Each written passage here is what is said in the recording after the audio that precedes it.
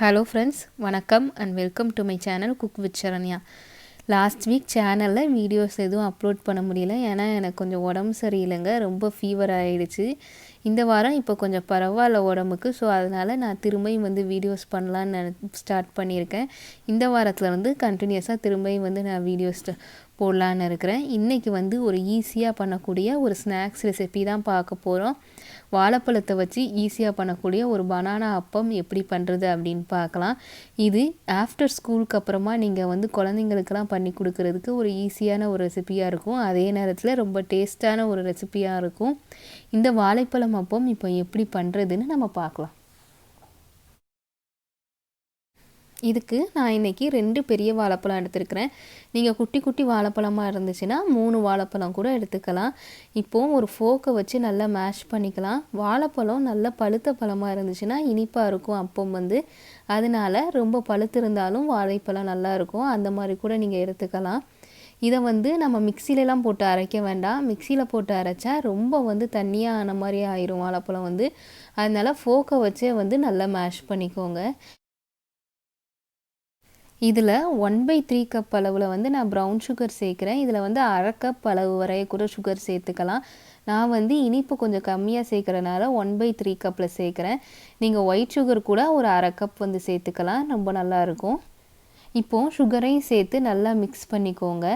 இதுக்கப்புறமா ஒரு 1/4 கப் அளவு நான் துருவின தேங்காய் சேர்க்குறேன். தேங்காய் சேர்க்குறதுனால இந்த அப்பத்தோட டேஸ்ட்டு ரொம்ப நல்லாயிருக்கும். தேங்காயும் சேர்த்ததுக்கப்புறமா எல்லாத்தையும் நம்ம நல்லா மிக்ஸ் பண்ணிக்கலாம். இதில் ஒரு கப் அளவு கோதுமை மாவு சேர்க்குறேன். கொஞ்சம் ஹெல்த்தியாக சேர்க்கலாம் அப்படின்னு சொல்லி நான் கோதுமை மாவு சேர்க்குறேன். நீங்கள் மைதா மாவு வேணுனாலும் சேர்த்துக்கலாம். கோதுமை மாவுக்கு அப்புறம் ஒரு 1/4 டீஸ்பூன் அளவு சுக்கு பவுடர், அதுக்கப்புறமா ஒரு 1/4 டீஸ்பூன் அளவு ஏலக்காய் பவுடர் சேர்க்குறேன். கடைசியாக ஒரு பிஞ்ச் அளவு உப்பு சேர்த்துக்கிறேன். இது எல்லாத்தையும் சேர்த்து நம்ம மிக்ஸ் பண்ணிக்கலாம். தண்ணி ரொம்ப கம்மியாக தான் தேவைப்படும். அதனால் கொஞ்சம் கொஞ்சமாக தண்ணி சேர்த்து நல்லா கெட்டியாக இருக்கிற மாதிரி பிசைஞ்சுக்கோங்க.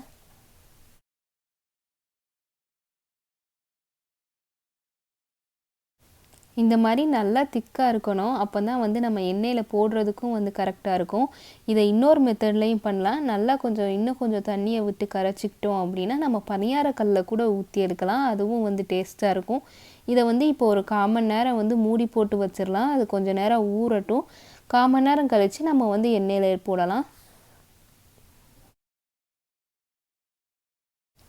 இப்போ ஒரு 1/4 மணி நேரம் ஆயிடுச்சு. கடாயில் நான் கொஞ்சம் எண்ணெய் சூடு பண்ணி வச்சுருக்கிறேன். அதில் இப்போ ஒரு 2 போட்டு எடுத்துக்கலாம். ஏன்னா நான் கம்மியான எண்ணெய் தான் யூஸ் பண்ணுவேன். ஒரு தடவை யூஸ் பண்ணிவிட்டு அந்த எண்ணெயை திரும்ப யூஸ் பண்ணுறது கிடையாது நான். அதனால் கொட்டிடுவேன். ஸோ அதனால் கொஞ்சமாக எண்ணெய் சேர்த்து நான் பொரித்து எடுத்துக்கிறேன். நீங்கள் எப்பவும் போல் நிறைய ஆயில் கூட ஊற்றி பொரிச்சுக்கலாம். இப்போது ஒரு சைடு நல்லா வெந்ததுக்கப்புறமா திருப்பி போட்டுக்கலாம் இன்னொரு சைடு வேகிறதுக்கு. இப்போது நம்மளோட அப்பம் 2 சைடுமே வெந்துருச்சு. நல்லா கோல்டன் ப்ரௌன் கலர் ஆகிடுச்சு.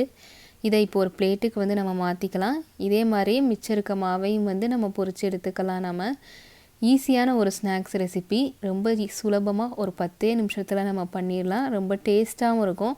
கண்டிப்பாக ட்ரை பண்ணி பாருங்கள். ட்ரை பண்ணி பார்த்துட்டு உங்களோட கமெண்ட்ஸை கீழே கமெண்ட் செக்ஷனில் சொல்லுங்கள். இந்த வீடியோ உங்களுக்கு பிடிச்சிருந்துச்சுன்னா லைக் பண்ணுங்கள். என்னோடய சேனலை சப்ஸ்கிரைப் பண்ணாதவங்க மறக்காமல் சப்ஸ்கிரைப் பண்ணிக்கோங்க. Thank you. Cook with Saranya, taste of home.